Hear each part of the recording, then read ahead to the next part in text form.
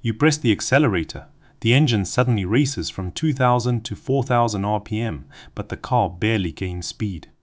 Or you select drive, wait a beat, then the transmission grabs with a hard clunk. Add a hot burnt smell after driving, and you may be feeling transmission slip.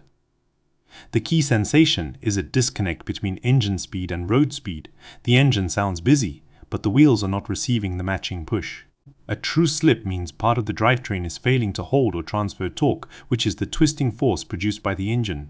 The classic sign is an RPM flare, engine revolutions per minute rise during acceleration or a gear change, but vehicle speed does not rise proportionally.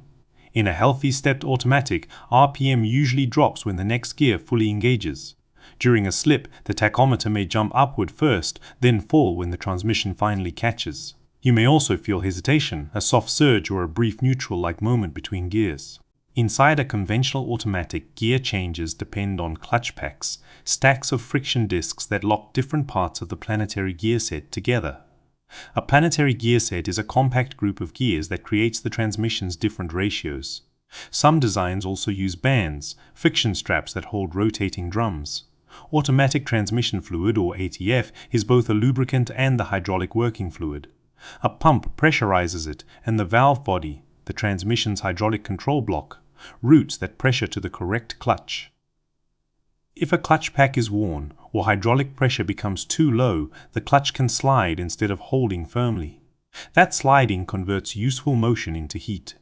Low ATF can cause slipping because the transmission may not maintain the hydraulic pressure needed to apply its clutches.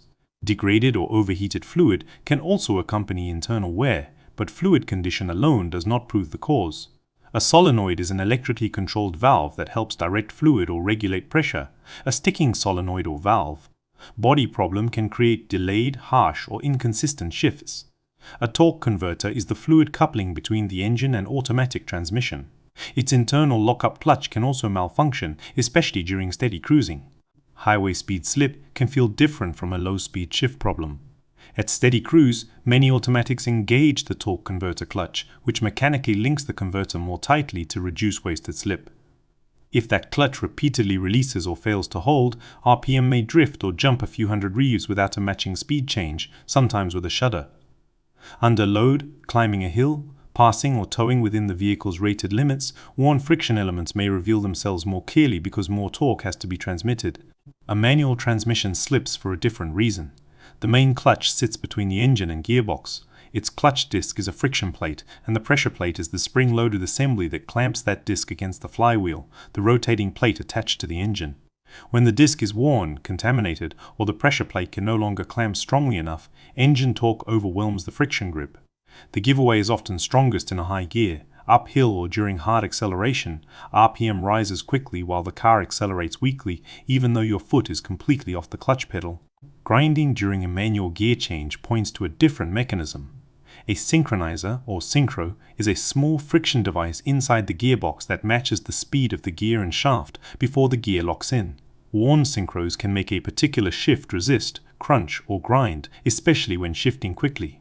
That is a gear engagement problem. It is not the same as a slipping clutch. A slipping clutch usually gives you a smooth rise in engine RPM with poor acceleration. A synchro problem usually announces itself at the moment you move the shifter into a gear.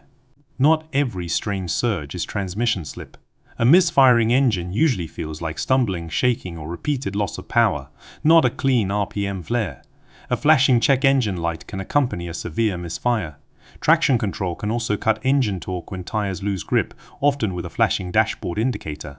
And a continuously variable transmission, or CVT, does not shift through fixed ratios in the same way. It may hold the engine at a high, steady RPM while road speed continues rising. That can feel unfamiliar without being a fault. Abnormal slip is an unintended loss of torque transfer, not simply an engine operating at an unusual speed. Noise and smell can add clues, but neither is a diagnosis by itself. A transmission with internal wear may whine or hum, although worn clutch packs themselves do not produce one uniquely identifiable sound. Pumps, bearings, differentials, and other rotating parts can sound similar. Overheated ATF usually smells sharp, oily, and burnt. Some drivers may describe any harsh odor as rotten, but a genuinely sulfurous rotten egg smell can come from another system, including the catalytic converter, so do not automatically blame the transmission. Jerking between shifts can also come from pressure control, electronic or internal mechanical faults. If your vehicle has a transmission dipstick, check the ATF only by the procedure in the owner's manual. Some transmissions must be warm, running, and checked in a specific selector position. Others are sealed and have no owner-serviceable dipstick. Low fluid usually means fluid has escaped somewhere, so look for fresh leaks rather than simply topping it off repeatedly. Fluid that is badly darkened or smells burnt deserves attention, but normal color varies by fluid type and service history. Use only the exact fluid specification required for the vehicle. Do not treat a universal additive as a substitute for diagnosis. A technician can separate electronic control problems from hydraulic or mechanical wear.